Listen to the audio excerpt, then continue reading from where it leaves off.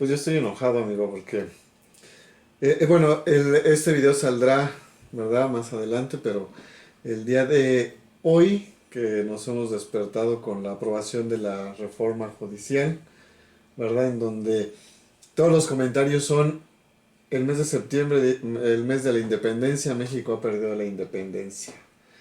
¿Vas caminando? ¿Estás de acuerdo con eso? Porque te quiero compartir una motivación que me ha dado esta reforma. No solamente es una situación muy peculiar en este mes de septiembre, tenemos que tener una nueva actitud ante situaciones muy difíciles que va a enfrentar todo el país, todos nosotros. Va a tener muchas repercusiones y eso ya se preveía, pero tenemos una situación que, como ya se ha reportado en muchos medios, una aplanadora que no se justifica porque no son legítimos. Exactamente.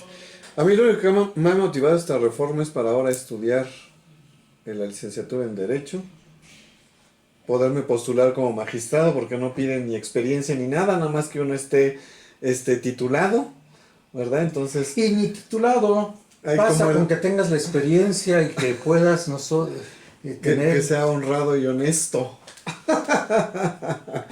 Es lo que va a meter a la reforma, me va a postular para magistrado o algo así. Al fin ya no se pide experiencia, ya no se pide, creo que nada más se está pidiendo lo de la licenciatura, pero ya no se pide experiencia, no se pide que tenga alguno, pues, cierta labor o cierto currículum, simplemente... Bueno, hay ciertos requisitos, necesita estar afiliado a un cierto un partido político para que pueda él apoyarte en las listas que se presenten para los candidatos a ser elegidos. No lo había pensado, pero será mi primer paso entonces. Es que hay muchos pasos previos. Ante eso. Muy bien.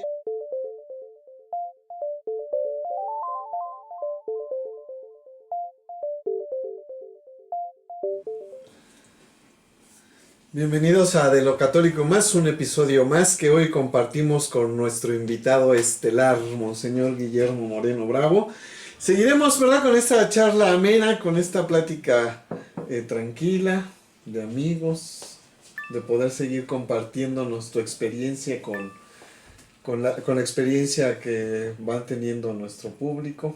¿Cómo estás, amigo?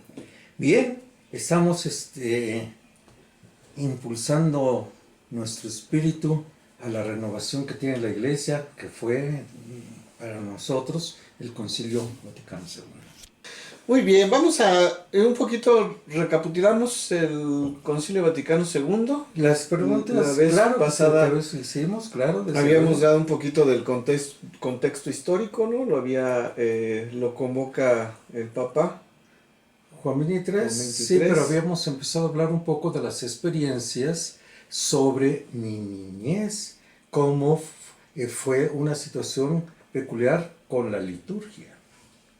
Cuando te acercaste a ser monaguillo tenías que hablar latín y te hicieron tu examen de latín. No tenía que hablar latín. Tienes que responder tenía que la misa. Aprenderme las respuestas en latín y pasar mi examen de respuestas, que era, para mí, era lo más dificultoso, la respuesta a la invitación del Orad Hermanos, cuando se inicia la plegaria eucarística solemnemente con el prefacio.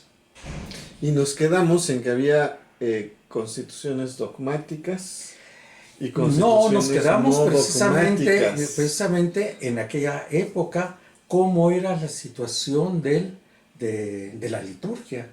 Y la liturgia podíamos distinguir en dos aspectos que para ahora, para muchos es muy novedosa, pero en aquel entonces era lo común.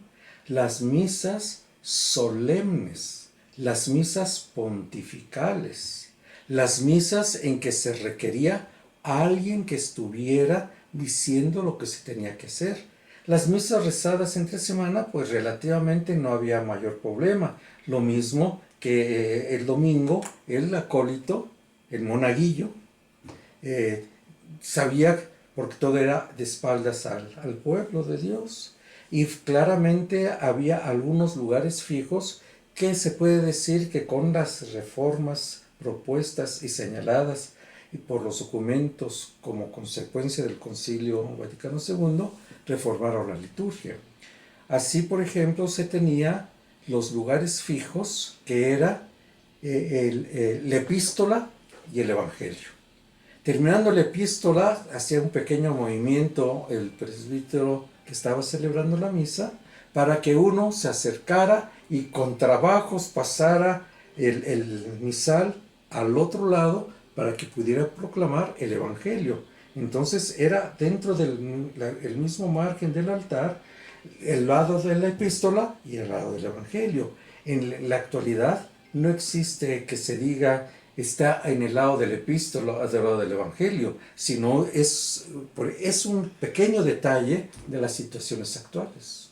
Y hoy en día, como dice, esa parte de la epístola quedó atrás o quedó perdida, pero solamente, como tal, solamente el lugar. Porque lugar. Porque la epístola ordinariamente eran las cartas del apóstol, y como lo único que entendía uno en latín era lectio epístola, lectio epístole. Entonces por eso, y se señalaba en la liturgia que podíamos precisar aún más en las rúbricas. Sí, pero a lo que me refiero es que hoy actualmente, donde viene solamente y que se lee la epístola, y luego hay quien se pelea por la epístola, es en la misa de Gloria, después de las 7 lecturas, viene una lectura que es una parte de la carta del apóstol San Pablo que dice epístola. Y entonces cuando se reparten las lecturas en las parroquias, bueno, me ha tocado, es que yo quiero leer la epístola, padre. Eso es a lo que me refería. Ahora sí, prosiga usted. Gracias. La cuestión es que se dio el lugar de la presidencia de la palabra de Dios dentro de las celebraciones. Por eso ya no se distingue el lugar de la epístola o lugar del evangelio, sino es el lugar donde se proclama la palabra de Dios, tanto del Antiguo como del Nuevo Testamento. Y claro, todavía hay una reminiscencia, precisamente en la Vigilia Pascual, porque se da preferencia a las lecturas propuestas del Antiguo Testamento, que es una síntesis de lo que podríamos llamar actualmente historia de la salvación, desde los orígenes de la humanidad y la pérdida de la relación íntima con la divinidad, la pérdida o la salida de lo que llamamos o lo que se ha llamado el paraíso, hasta el momento en donde viene la nueva transformación con el Nuevo Testamento y entonces los misterios propios de la Pascua. Bueno, retomando esta parte, estamos hablando de la epístola, pero entonces, ¿cómo era la estructura, el lugar donde se leía? Porque yo ahorita, bueno, no, lo único que he llegado a conocer, ¿verdad? Algunas iglesias que todavía tienen el altar empotrado, pues, ¿no? Pero de ahí en fuera, no sé, ahorita me estoy imaginando, había un lugar para primera lectura, otro para segunda, para el evangelio, cómo estaba acomodado o dispuesto el lugar para poder. Una primera reforma viene o estructuración con el Concilio de Trento, que es de 1543 a 1565. Y en cierto modo se establece como consecuencia del Concilio de Trento lo que se llamaba la congregación de ritos o la congregaciones que afectaban el modo de celebrar la liturgia. Eso permanece hasta, por decir así, la práctica, y una estructura especial viene en la legislación del Código de Derecho Canónico de 1917, que le llamamos la codificación. Pero hablando sobre liturgia, resulta que ya tenemos y estamos pensando en cambiar nuestra mentalidad. ¿Por qué era altar? Y ahora, ¿cómo se llama a donde se celebra la misa? Donde se celebra la misa se llama la mesa del sacrificio, la mesa. Por tanto, esa mesa ya no es altar. Sí es altar porque tenemos toda la tradición, pero el altar es algo que está empotrado. Alto. Y si está empotrado, entonces ahí en el centro está el sagrario. Y ahí está el lugar, junto a la pared, los candeleros o los candelabros. Y otras muchas situaciones y los floreros. Por tanto, la celebración era frente al crucifijo y todo era en espaldas al pueblo. Y por tanto, como todo era en latín, el sacerdote en el misal no solamente tenía las oraciones propias, sino tenía los textos bíblicos. Y entonces, para distinguir que ya se terminaba una parte que era después de la introducción y de subir, había 3 grados para subir al altar, litúrgicos o rituales. El sacerdote pasaba al lado de lo que se conocía del lado de la epístola, porque ordinariamente se pensaba y se oía el apóstol San Pablo. Entonces prácticamente eran lecturas ya muy escogidas y no había toda la riqueza de considerar toda la Sagrada Escritura. Entonces, perdón que te interrumpa, un dato, ¿verdad? Para todos los que nos están viendo. Esa riqueza de la que hablas actualmente, de que las lecturas contienen toda la Sagrada Escritura, ¿verdad? Que lo tenemos dividido en 3 ciclos. Si vamos a misa todos los días durante 3 años, podemos decir que hemos leído la Biblia o por lo menos el 80% de la Biblia. En cierto modo, sí y no. ¿Por qué? Porque hay que distinguir.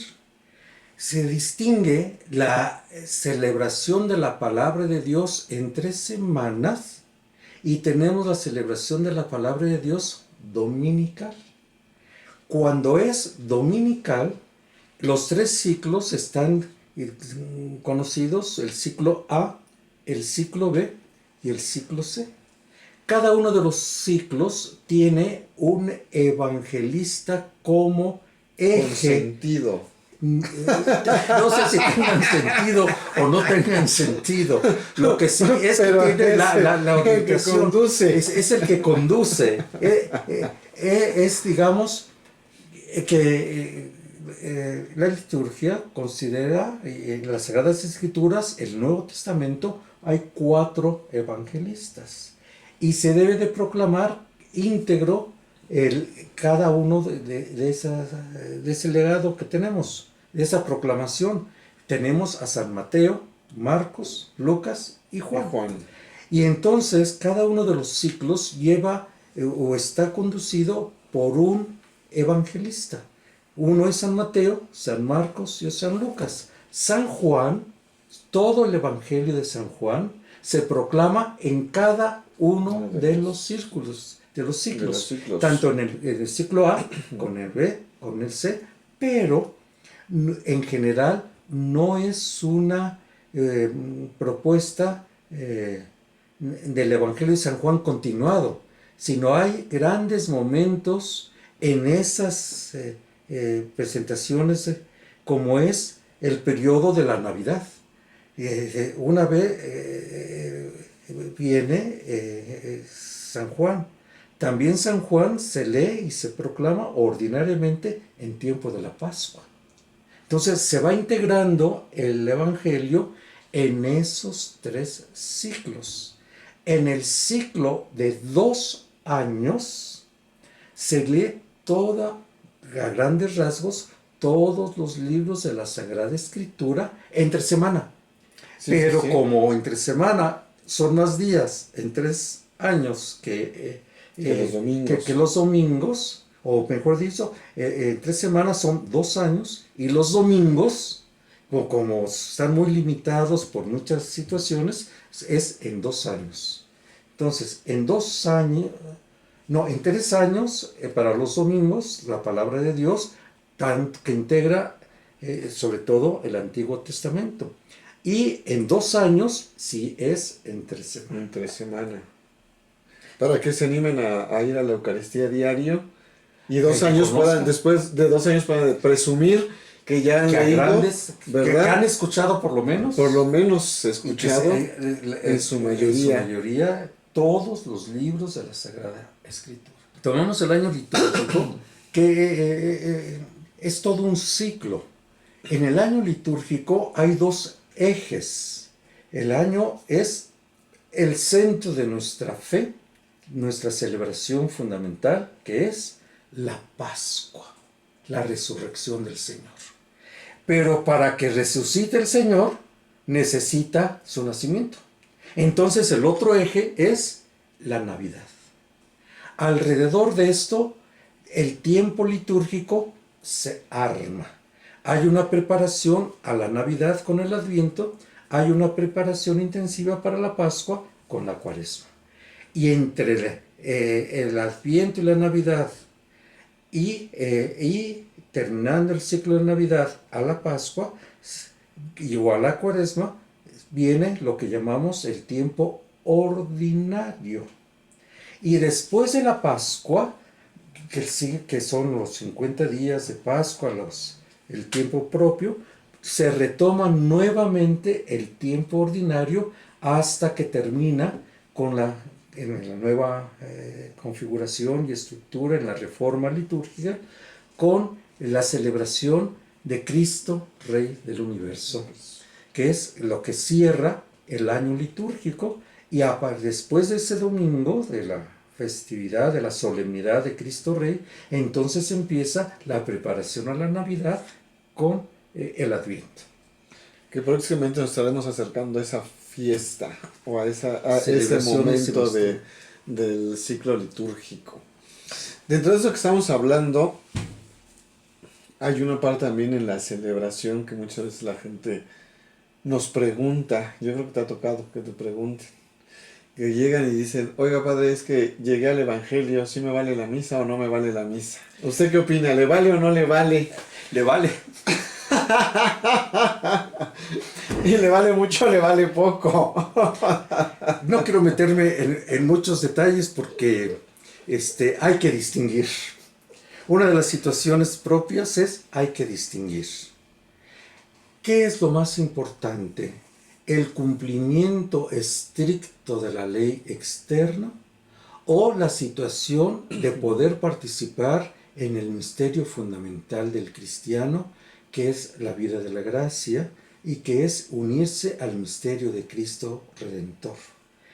Y yo tengo un pequeño problema lingüístico.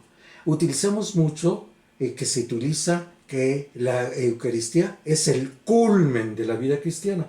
Culmen es una palabra latina que no existe en castellano, no está en el diccionario de la Real Academia. En castellano es culminación, es la culminación. Pero no nos vamos en esos pequeños detalles, y podemos seguir utilizando el término, es el culmen de la vida cristiana. Pero es que sí es importante esa parte porque, como dices, ¿no? Inicio y culmen de la vida cristiana, o sea, es decir, muchos podemos decir es la parte final de la vida cristiana, pero no se refiere a eso la palabra latina. No solamente el final, sino es la culminación y el inicio de una nueva situación para el cristiano. Sí, exactamente, porque no es lo que luego no entendemos, ¿no? O sea, digamos, como tú dices, sí, termina esa parte, pero al final también eso hace que se lleve a otro nivel, ¿no? En donde continúa, pues.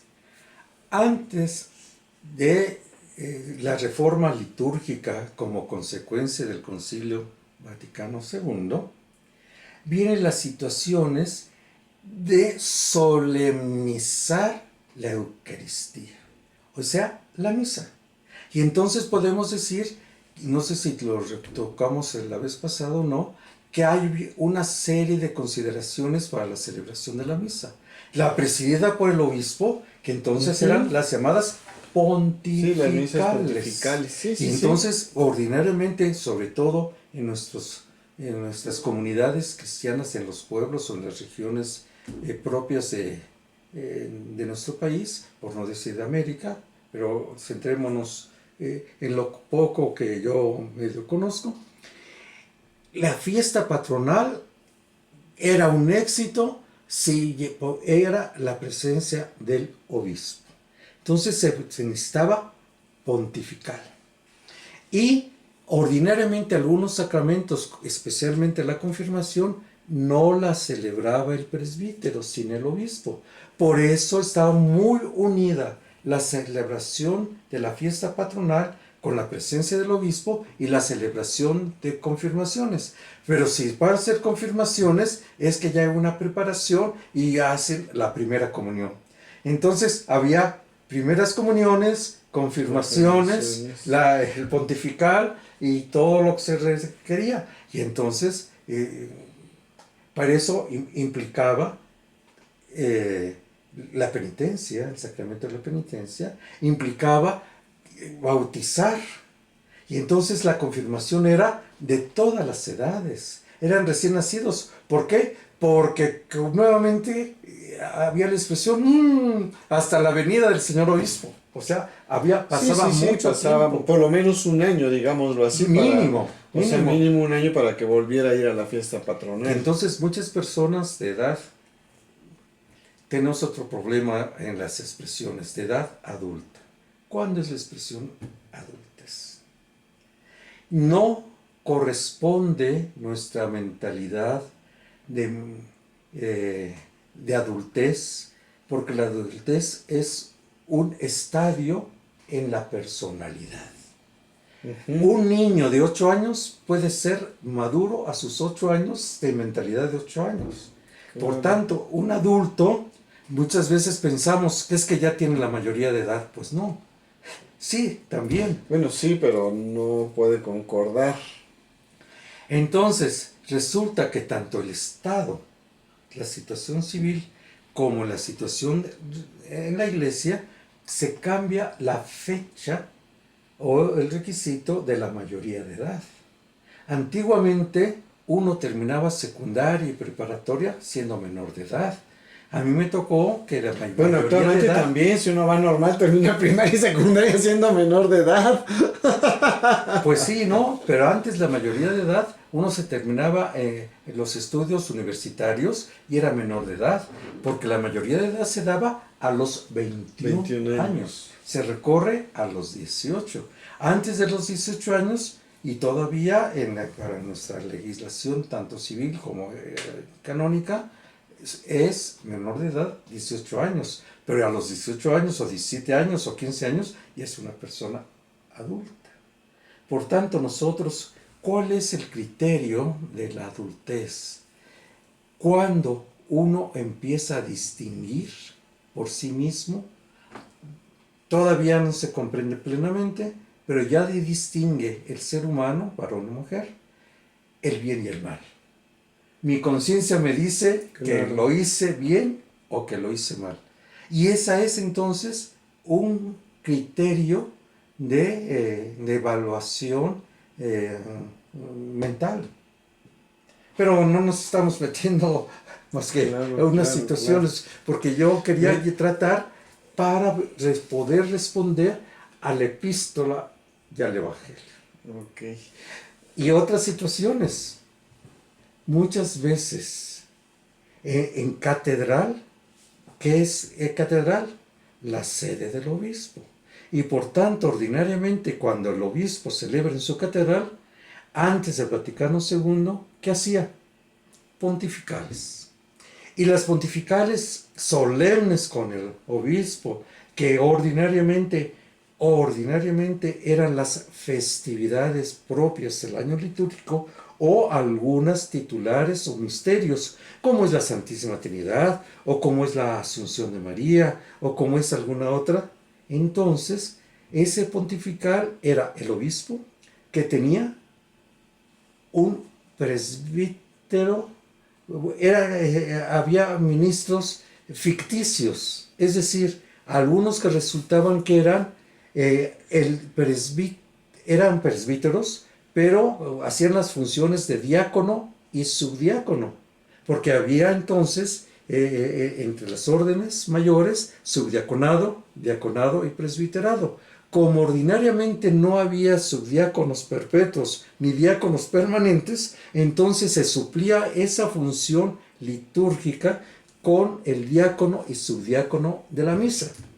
Pero es pontifical, por tanto se necesitaba que acompañara al obispo el diácono y subdiáconos de honor. Entonces ya tenemos en la liturgia episcopal, pontifical, el obispo, el diácono y subdiácono de misa, diácono y subdiácono de honor, y entonces necesitamos a alguien que los coordine. ¿Y a quién podemos poner? A un presbítero. Ese presbítero es lo que podríamos, entonces se llamaba presbítero asistente. El presbítero asistente también tenía que externamente manifestar que era el presbítero asistente, que era el que iba señalando las rúbricas. De ahí que era necesario él que ayudara al presbítero asistente, el maestro de ceremonias, y que es lo que se consideró como el ceremonieros de hoy en día. En las parroquias algo quedaba en las misas solemnes patronales. Como no iba el obispo, pero sí se necesitaba, y sobre todo en las misas de difuntos, entonces venía el presbítero asistido por un diácono y subdiácono, que se vestían así como diáconos y subdiáconos, pero en realidad eran presbíteros. Entonces era una ficción, eran presbíteros, pero en función de diácono y subdiácono. Y por eso se decía misa de tres padres. ¿Por qué? Porque, no, de tres padres. Porque los tres eran sacerdotes, solamente que uno, y no había concelebraciones, sino que eran las misas solemnes de tres padres. De ahí que era el presbítero que estaba celebrando la misa y el diácono y el subdiácono. En cuanto a función, pero no en cuanto a la orden, Sí, en cuanto a orden eran presbíteros. Como estaban en la orden. Pero regresemos a lo otro. ¿Sí me vale la misa o no me vale la misa si llego en el Evangelio? Hay que distinguir. Si yo tengo una necesidad grave que me impide llegar al principio de la celebración eucarística, en cierto modo me estoy perdiendo el escuchar la palabra de Dios. Y entonces ya no podemos presumir que hemos leído lo que más hemos posible, hemos escuchado lo más posible de la Biblia si no llegamos a esa primera parte. Porque, nada más para recordarles a la gente, dentro de la misa actualmente tenemos esas tres partes que es... Grandes partes, porque hay dos subdivisiones, sí. Sí, comienza, ritos iniciales, liturgia de la palabra, liturgia eucarística, rito de la comunión y la despedida, ¿no? Hasta ahí estamos. Fundamentalmente, pero es que los inicios hasta la preparación de los dones para hacer la celebración eucarística. Por tanto, la primera parte a grandes rasgos, y era lo que se llamaba la misa de los catecúmenos, que es desde sus inicios, su preparación, la liturgia de la palabra, el escuchar la palabra de Dios, la respuesta con los salmos, y termina con la profesión de fe. O mejor dicho, sí, con la plegaria eucarística, ahora habitual de los llamados, llamada así en la liturgia, la oración de los fieles. De los fieles. Eso es una parte también muy importante e interesante, porque actualmente creo que pocos son quienes lo hacen. Yo al menos, hablando de los catecúmenos, yo en las parroquias donde he estado, en esta preparación para la Pascua, ¿no? Donde se preparan, o que es el tiempo ideal para la preparación de catecúmenos, estos ritos marcan cierta relevancia o importancia. ¿Por qué? Porque al terminar precisamente la oración de los fieles, ¿no? O antes de la oración de los fieles, pides a los catecúmenos, que es alguien que no tiene ningún sacramento, salir del templo y que les acompañe, ¿no? Su padrino que les está acompañando a los sacramentos. y salen, pero hoy en día muchas veces no se hacen estos ritos, pues, o estos momentos dentro de la celebración, y entonces no lo valoramos, y entonces si yo conozco a alguien que no está bautizado, digo, pues vamos a misa y está en misa completa, ¿no? Cuando tiene precisamente sus delimitaciones por las razones que nos estás compartiendo. Tengo otro pequeño problema. Yo tengo muchos en este momento. La participación de los fieles, es decir, aquí algo que tiene mucha relevancia son los saludos litúrgicos. Que no los tenemos en cuenta muchas veces. Y son los padres lo sabemos. Importantes. Básicamente los saludos litúrgicos se resumen en 3. Al principio de la celebración, que el presidente, sea obispo o sea presbítero, saluda. No, buenos días. Sí, pero ese es un saludo no litúrgico, fraternal, digámoslo así. Sí, sino el saludo litúrgico es el Señor que saluda. Y quien tiene la plenitud del sacerdocio externamente presentada es el obispo. Por eso, la primera palabra que Cristo resucitado manifiesta a los apóstoles es: la paz esté con ustedes. Por eso es muy importante, y si se fijan, ordinariamente, el obispo no saluda sino con la paz. El primer saludo del obispo cuando preside la celebración es: la paz esté con ustedes. En cambio, el ministro, no obispo, presbítero, es el Señor esté con ustedes. Les va a traer la paz, desde luego.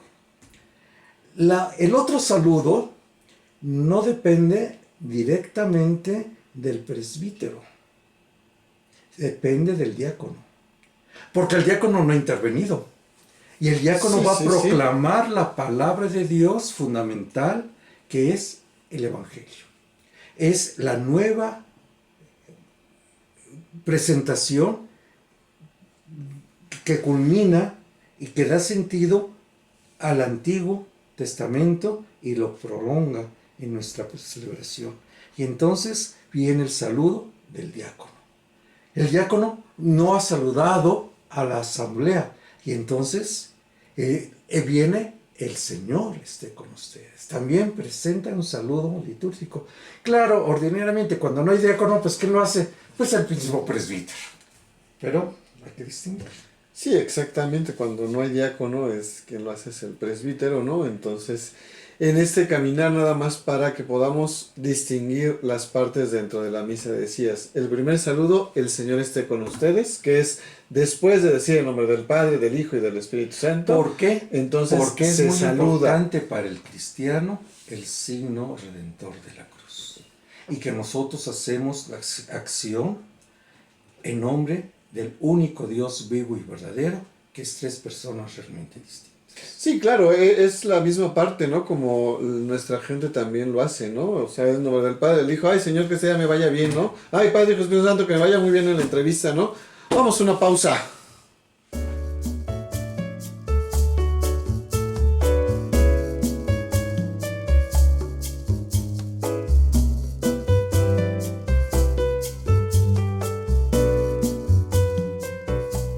Básicamente hay otro saludo fundamental del presidente, sea obispo o sea presbítero. Después de que termina la primera parte llamada la liturgia de la palabra. Espera, es que es en lo que estábamos, perdón, yo por estar recordando a ver si me salían los saludos. Pero decíamos eso, ¿no? Nuestra gente también lo hace en cuestión siempre con este signo, ¿no? De la Trinidad de Dios, ¿no? El podernos empezar, y como empieza la misa, pues, del Padre, del Hijo, del Espíritu Santo, ¿no? En tus manos, Señor, estoy, porque voy a una entrevista, o que me vaya bien este día, o cuídanos, protégenos, ¿no? La misma gente lo va haciendo como empieza la liturgia, y viene este primer saludo, ¿no? El Señor esté con ustedes. Continuamos con nuestra celebración, y decías tú, el diácono saluda. ¿En qué momento saluda el diácono? cuando va a leer el Evangelio. A proclamar. O cuando se proclama el Evangelio. Perdón, mis palabras luego no son las adecuadas. Luego no son las adecuadas o las formales, pero cuando el diácono proclama el Evangelio, como es veámoslo así, como es un personaje distinto a quien está presidiendo la misa o quien saludó primero, pues obviamente, cortésmente tiene que saludar él. Entonces, en la proclamación del Evangelio, el diácono saluda a la gente a la que le va a proclamar el Evangelio. Hasta aquí es esta primera parte a la que te estás refiriendo, que es con lo que vamos un poquito como, bueno, todavía nos falta otra parte, pero a dar, digamos, la liturgia de la palabra. Y viene entonces el otro saludo. La cuestión es que muchas veces hay una gran ignorancia entre nosotros, a veces los clérigos. ¿Por qué? Porque terminando la primera parte, ya, por decir así, no están presentes los catecúmenos. Uh-huh. Y puede ser que por algunas circunstancias lleguen nuevamente cristianos que por alguna razón no pudieron estar en la primera parte. Y entonces, estrictamente hablando, la Eucaristía empieza con este otro saludo, el saludo presidencial, que es la apertura a la plegaria eucarística. Por eso solemnemente, después de la invitación a la oración, viene el saludo propio. El Señor esté con ustedes. Y es tan solemne que vienen otras manifestaciones para que empiece el prefacio y la plegaria eucarística. Ahí, en el sentido estricto del término, es la misa. Desde ese saludo hasta cuando termina con la doxología. Es decir, por Cristo, con Él y en Él. Ese es el signo. Hasta ahí es la misa. En sentido estricto, ir a misa es desde el prefacio hasta la doxología. Lo demás son ritos de comunión. Si yo estoy enfermo, me llevan la comunión a mi lugar. Sí, claro. La preparación fue porque yo, en algunas situaciones, no pude asistir a la primera parte. La misa, en el sentido estrictísimo del término, es desde el prefacio hasta la doxología. Por tanto, ¿a qué horas llegué? El fiel En el cristiano. Evangelio, Padre. ¿Tuve la misa completa o no? En el sentido estricto, sí. Y yo no puedo, como ministro, decirle, tú no puedes comulgar porque llegaste no, claro. Sí, es que el Evangelio. Precisamente son cuestiones que muchas veces los sacerdotes no se tienen en cuenta, no sabemos cuál es la razón. Y otra parte, no las vivimos con la intensidad y solemnidad que se debe de vivir cada uno de estos saludos, sino nada más como de manera repetitiva. Y entonces se le va perdiendo el sentido a cada uno de los momentos de la misa. Y entonces vienen estas actitudes, ¿no? Es que yo te vi que llegaste en el Evangelio, entonces por lo tanto no puedes comulgar. Entonces estamos en una parte y la respuesta de la gente sería, ¿sí te vale la misa? Porque llegaste en el Evangelio. Y antes, sí, antes del prefacio y hasta la doxología, ¿no? Que es decir, antes del Padre Nuestro. Que es la tercera parte, que es la liturgia de la comunión. De la comunión. Y también te vale porque no quieres escuchar la palabra de Dios. Pero una cuestión es si quiere escuchar la palabra de Dios o no pudo escuchar la palabra de Dios. Sí, claro, pero también en la cuestión que mucha gente luego sale tarde de casa, ¿no? Para ir a la celebración y llega corriendo, ¿no? Entonces, en ese estricto sentido, la misa sí les vale, por esta parte que nos has aclarado hoy, ¿no? Sí. Y en otro amplio sentido también les vale por no llegar desde el principio. Entonces, si hay un primer saludo a la comunidad por parte del obispo y del presbítero, un primer saludo por parte del diácono, el diácono está al servicio directo del pueblo y del presbítero que preside. Y por tanto, el tercer saludo litúrgico es la despedida. Hasta luego. ¿Y cómo me voy a despedir? Con un saludo litúrgico. El Señor esté con ustedes. ¿Que lo hace o el diácono o lo hace el presidente? Por tanto, el presidente, si no tiene diácono, hace 3 saludos. O el principio, el del Evangelio, que termina la primera parte. En la segunda parte, con el prefacio y la despedida. ¿Que hay diácono? Entonces el diácono viene con la proclamación del Evangelio y despide a la comunidad. Entonces hay que tener cuidado en valorar los saludos litúrgicos propuestos. Muy bien, pues le agradecemos nuevamente compartir con nosotros esta experiencia y bueno, más bien sobre todo este conocimiento para tenerlo más claro y podamos seguir viviendo nuestras celebraciones eucarísticas. Seguiremos invitándole para que nos siga ampliando nuestros conocimientos o las dudas, ¿verdad? No sabemos. Que ahí en los comentarios nos pongan si quieren que los sigamos invitando, ya no. Y si es esta forma que estamos hablando así, tú y yo, fraternalmente, sobre algunos puntitos sobre la celebración, o nos vamos ya a otros aspectos fundamentales de nuestro tema. Sí, porque todavía no terminamos el concilio, apenas estamos introduciendo el concilio Vaticano II, ya han salido todos estos momentos, pero le agradecemos, Monseñor, por haber compartido con nosotros. Seguiremos dándole lata para seguir compartiendo más temas y que podamos terminar lo del concilio Vaticano II. Y les seguimos invitando a que se suscriban a nuestro canal, a que lo compartan, a la que sigan dando like para que podamos llegar a más y más gente. Un solo like, ¿verdad? A ustedes no les representa nada y a nosotros nos ayuda muchísimo.